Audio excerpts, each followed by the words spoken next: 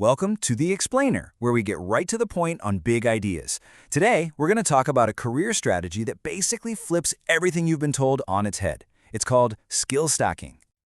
All right, so let's just jump right in. You've heard it a million times, right? The 10,000-hour rule. The idea that to be successful, you have to specialize. You have to become the world's best at one specific thing. But here's the question we're asking today. In a world that's changing at lightning speed, is that path actually a trap? Okay, to really get this, let's look at two absolute legends of sport. They took two completely different roads to get to the top. So you've got Tiger Woods, the very definition of early specialization. He was practically born with a golf club in his hand. And then you have Roger Federer, who kind of dabbled in everything, soccer, basketball, you name it, before he ever got serious about tennis. Now here's the crazy part.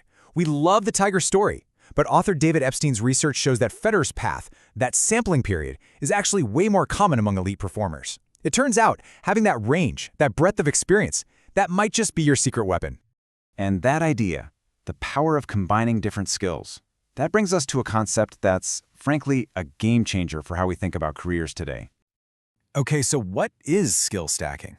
Well, Scott Adams, the guy who created Dilbert, came up with this. And it's not about being a jack-of-all-trades, master of none. No, this is completely different. It's about becoming very good, say, top 25%, in a few different areas. You then layer those skills on top of each other to create a unique combination, something that makes you a one-of-a-kind asset. It's like your own professional superpower that nobody else has. And this quote from Adams just nails it. Think about it. Becoming the #1 best in the world at something, the odds are astronomical. It's almost impossible. But becoming pretty darn good, top 25%, at 2 or 3 things, that's totally doable. Adams himself is the perfect example. He's a decent artist, not the best. He's a funny writer, but not the best. He has business knowledge. He stacked those 3 things together, and boom, Dilbert, a global phenomenon. That combination is what made him extraordinary. And if you want a perfect, almost unbelievable, real-world example of this, let's talk about how an F1 engineer ended up making the world's best croissant. Seriously.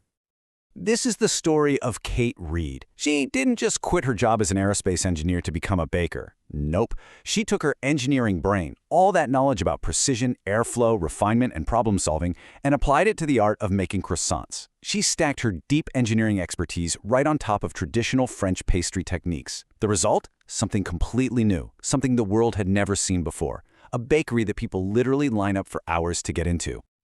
So Kate Reed's story is just wow. It perfectly shows how a unique skill stack can be unbelievably powerful. So how can you start thinking about your own skill set? Well, a really useful way is to visualize it using a few different shapes. These shapes actually tell a story about how our idea of the ideal employee has changed over time. We used to think the I-shaped person was the ideal. A deep expert in one thing, and that's it. Then, the world got more collaborative and we started valuing the T-shaped professional. This person has their deep expertise, but also a broad general knowledge across other areas, which helps them work with other teams. But today, the real power player is the V-shaped professional. And here's the crucial difference. It's not just about broad, shallow knowledge anymore. A V-shaped person develops real, meaningful depth in skills that are complementary to their core expertise.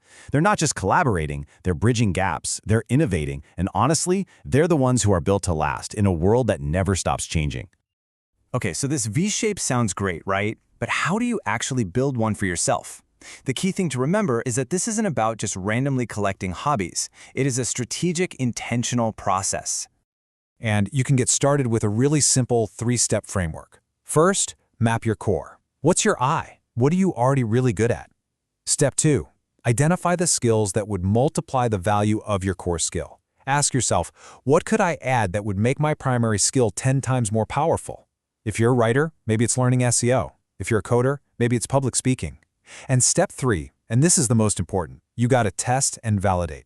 Don't just read about it. Start a tiny side project, interview potential customers, and apply your new skill combination in the real world. That's how you know it's working.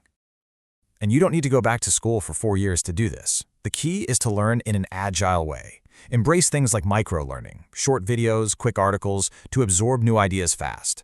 David Epstein talks about keeping a book of small experiments. I love that. Just try stuff. Take a cheap online course in something totally unrelated. Volunteer for a project at work that's outside your comfort zone. The whole point is that real-world application is king. That's where you get your personal MBA, project by project. And this quote from Alvin Toffler just hits different today, doesn't it? It's not about what you know, it's about your ability to learn, unlearn, and relearn. And that mindset is absolutely non-negotiable, especially when you see what's coming down the pike for all of us. So, why is this so important right now? Why are we talking about this with such urgency? Well, it's because the entire landscape of work is undergoing a seismic shift as we speak. Get ready for this number. McKinsey estimates that by 2030, which is right around the corner, AI could automate up to 30% of the hours currently worked. 30%. That is a massive, massive number. But it's not the whole story. It's actually a bit more nuanced than that. And here is the most important thing to understand about AI and automation. AI isn't coming for your job. It's coming for the repetitive tasks within your job. So the people who are going to be the most resilient, the most valuable, are the ones who can combine their technical skills with uniquely human skills. Things like creativity, strategic thinking, collaboration, empathy.